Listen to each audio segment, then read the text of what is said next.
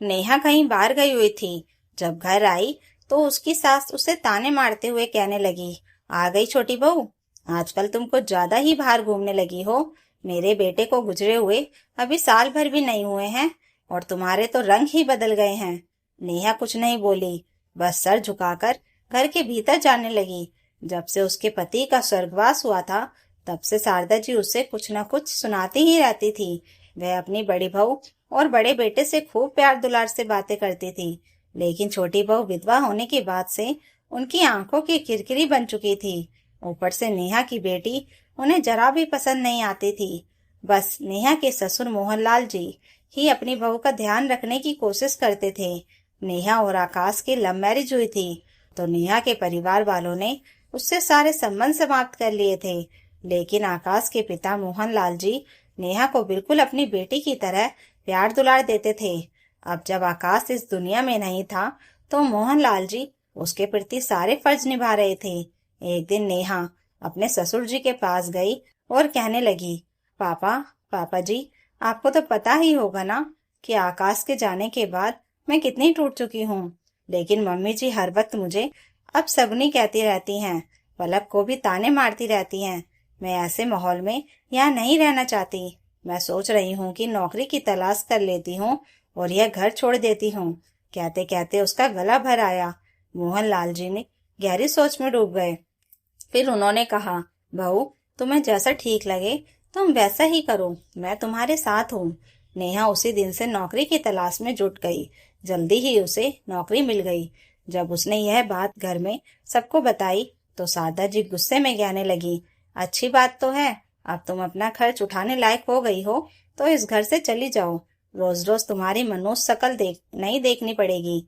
मोहनलाल जी कहने लगे, ठीक है, नेहा इस घर में नहीं रहेगी, यहाँ से चली जाएगी, लेकिन मैं बहू को 20 लाख और एक फ्लैट दे रहा हूँ। रुपए तो आकाश की पॉलिसी के हैं, लेकिन फ्लैट में उसे अपनी तरफ से दे रहा हूँ। यह सुनकर शारदा जी गुस्से से आग बबूला हो गई और विरोध करते हुए बोली, आप अपनी जवान और खूबसूरत विधवा बहू पर इतने मेहरबान क्यों हो रहे हैं? मुझे तो आपकी नियत पर भी शक हो रहा है।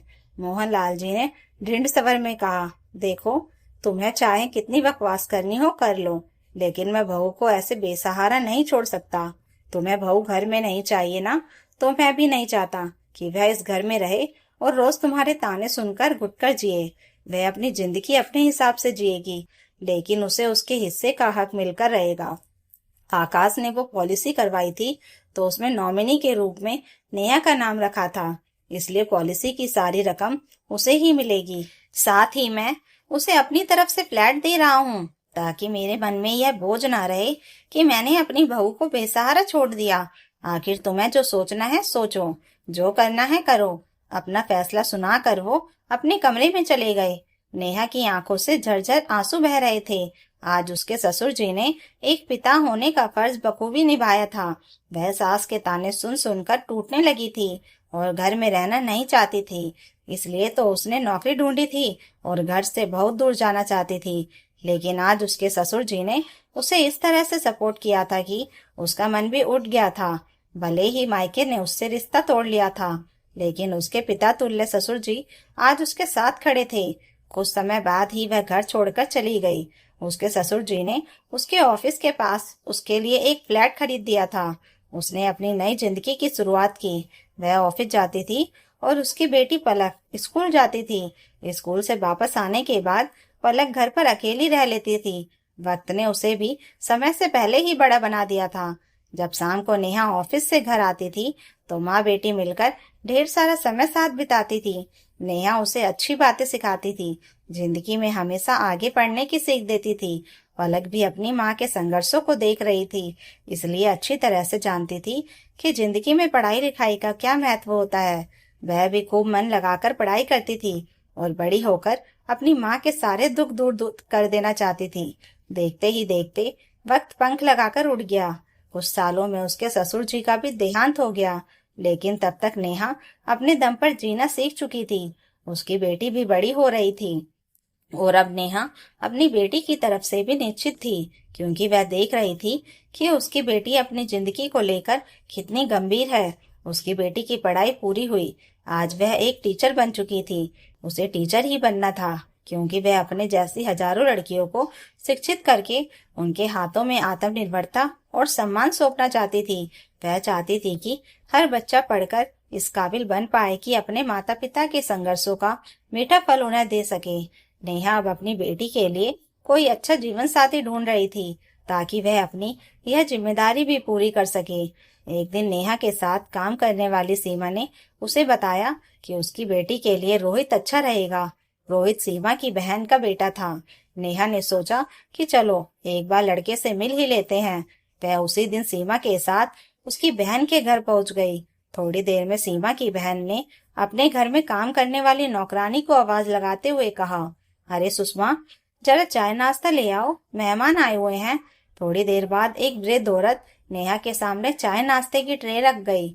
उसे देखते ही नेहा के होश उड़ गए, क्योंकि वह कोई और नहीं बल्कि उसकी सास शारदा जी थी। नेहा खड़ी हो गई और कहने लगी, मम्मी जी, आप यहाँ इस हाल में क्या कर रही हैं? छोटी बहू को सामने देखते ही शारदा जी का वर्षों पुराना अहंकार एक पल में ही ध्वस्त हो गया। वो अपनी बहू के गले लग गई और बेकाबू होकर रोने लगी। उन्हें इस तरह रोते हुए देखकर सीमा और उसकी बहन भी हैरान थी। शारदा जी थोड़ी शांत हुई तो नेहा ने उन्हें सोफे पर बिठाया और एक गिलास पानी भी दिया। शारदा जी ने धीरे धीरे कहना शुरू किया, बहू, मैंने तुम्हारे विधवा होते ही तुम पर बहुत अत्याचार किए।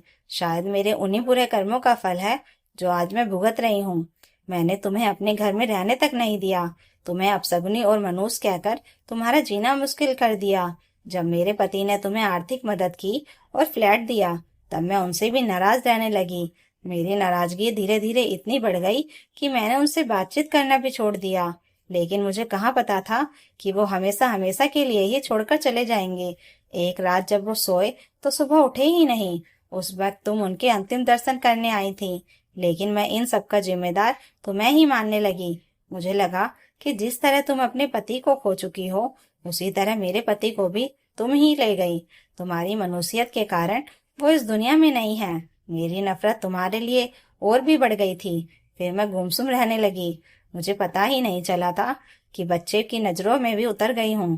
बड़ी बहू अब मेरे विधवा होने के बाद मुझे अपशगुनी मानने लगी थी। एक दिन मैं उसकी बेटी के साथ खेल रही थी तो उसने अपनी बेटी का हाथ पकड़कर खींच लिया और कमरे में ले जाकर कहने लगी, दादी मनुष्य हो गई हैं, वो विधवा हो गई हैं, उनके आसपास मत जाया करो। यह सब सुनकर मेरा दिल धक से रह गया। कल तक मैं अपनी विधवा बहू के साथ गलत कर रही थी और आज मेरे साथ ही ये सब हो रहा था। मेरी आंखों से आंसू फूट पड़े। एक तो पति के जाने का दुख था ही, ऊपर से ऐसी बातें मुझे बहुत पीड़ा पहुंचा रही थी। तब जाकर मुझे तुम्हारे दर्द का एहसास हुआ कि जब मैं तुम्हें यह सब कहती थी तो तुम्हें कितना दर्द होता होगा। धीरे धीरे मेरे बेटे बहू मुझे एक अनचाही वस्तु की तरह देखने लगे। उस घर में मेरा कोई भी अपना नहीं बचा था। तब मुझे समझ में आया कि किसी को बेसहारा करने पर उसे कितना दर्द होता होगा। तुम्हारे समय पर तो मेरे पति ने तुम्हारा साथ दिया था, लेकिन मेरा साथ देने वाला कोई भी नहीं था। मेरे पति ने मेरे नाम से अकाउंट खोलकर पैसे मेरे नाम पर कर रखे थे, लेकिन अपनी बेवकूफी के चलते मैंने वो सारे रुपए अपने बड़े बेटे बहू को सौंप दिए।